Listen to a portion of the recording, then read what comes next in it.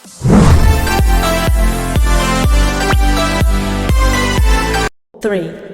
2, 1 Start.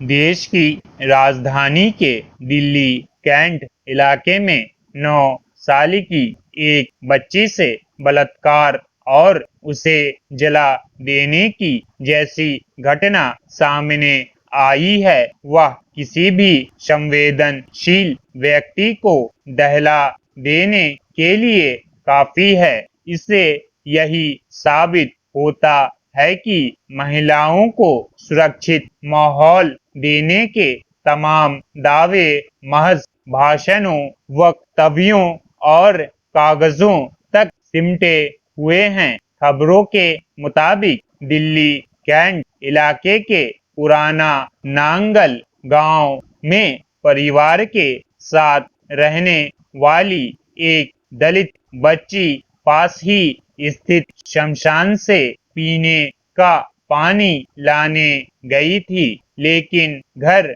नहीं लौटी। कुछ देर बाद वहां के पुजारी ने उसकी मां को बुलाकर कहा कि करंट लगने से लड़की की मौत हो गई है। मामले को दबाने के लिए उसने यह समझाने की कोशिश की कि पुलिस में शिकायत करने पर पोस्टमार्टम होगा और लड़की के सभी अंग निकाल लिए जाएंगे, इसलिए इसका अंतिम संस्कार तुरंत कर दिया जाए।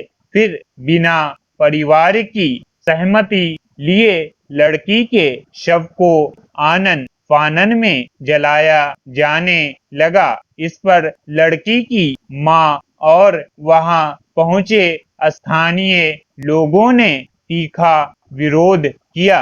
कहने को सभी स्तरों पर पुलिस की चौकसी का दावा किया जा रहा है, मगर यह घटना बताने के लिए काफी है कि अपराधों की रोकथाम को लेकर वास्तव में कितनी सजगता है। विडंबना यह है कि पुलिस को जहां अपराधियों के खिलाफ तुरंत कार्रवाई करनी चाहिए थी, वहीं मार डाली गई बच्ची के परिवार ने शिकायत की कि पुलिस ने उन पर मामले को हल्का बनाने के लिए बयान देने का दबाव बनाया, जबकि उनकी बच्ची से बलात्कार के बाद उसकी हत्या कर दी गई। बाद में जब मामले ने तूल पकड़ना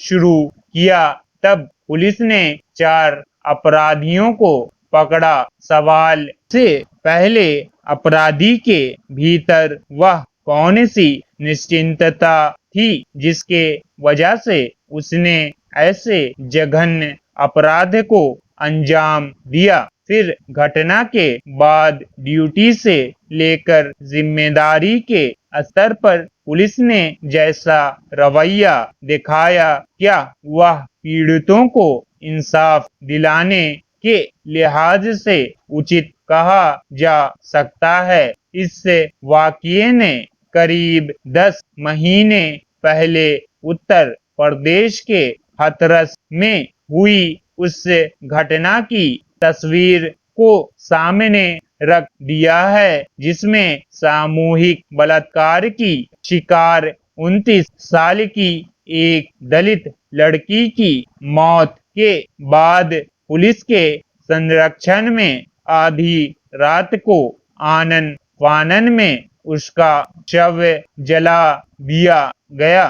तब भी ये आरोप लगे थे कि पुलिस ने खुद सबूतों को कमजोर करने या मिटाने में सक्रिय भूमिका निभाई। दरअसल दिल्ली की घटना ने फिर यह बताया है कि समाज में दलित, वंचित जातियों या कमजोर तबकों के खिलाफ अपराधों के मामलों में सत्ता और पुलिस का तंत्र जरूरी संवेदनशीलता नहीं बरत पाता है। सवाल है कि सामाजिक आर्थिक वर्ग के लिहाज से अपराधों के मामले में पुलिस का रवैया इस कदर संवेदनहीन और अपने जिम्मेदारियों के विरुद्ध कैसे और क्यों हो जाता है?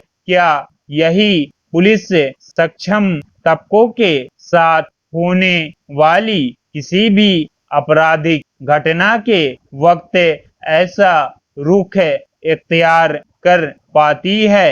एक तरफ दिल्ली सरकार और दूसरी तरफ केंद्रीय गृह मंत्रालय के तहत काम करने वाली यहाँ की पुलिस अक्सर दावा करती है कि वह समूचे राष्ट्रीय राजधानी क्षेत्र में महिलाओं को पूरी तरह सुरक्षित माहौल देगी, लेकिन निर्भया कांड के 8 साल से ज्यादा बीत जाने के बावजूद उस सिलसिले में कोई बदलाव नहीं दिखता है। दिल्ली में लड़कियां और महिलाएं सुरक्षित नहीं हैं और सरकार पुलिस को अगर अपने ऊपर जनता का भरोसा कायम रखना है तो उसे यह सुनिश्चित करना होगा कि